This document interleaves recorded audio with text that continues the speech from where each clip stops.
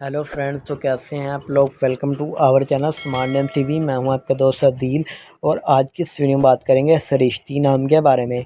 जानेंगे कि इस नाम वाली लड़कियां कैसी होती हैं और सृष्टि नाम का लकी कलर्स कौन से होते हैं और बहुत कुछ इस वीडियो में बताएंगे। तो उससे पहले अगर आप हमारे चैनल पर नए हैं तो सबसे पहले चैनल को सब्सक्राइब कर लें और साथ वाले घंटी वाले बटन पर जरूर क्लिक करें ताकि आपको आने वाली वीडियो की नोटिफिकेशन ज़रूर मिलते रहे। बात करेंगे सृष्टि नाम के मतलब के बारे में, यानी इस नाम का मीनिंग क्या होता है। तो सृष्टि नाम का मीनिंग बनता है कायनात के होते हैं या ज़मीन के होते हैं।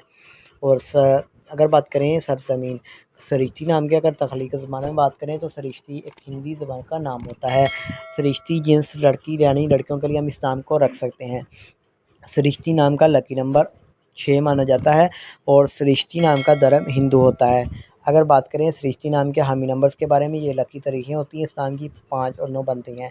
सृष्टि नाम का बेहतरीन वक़्त 9 PM से लेकर 11 PM तक होता है। और अगर बात करें सृष्टि नाम के माफ़िदीन के बारे में, त्योहार मंगल शामिल है।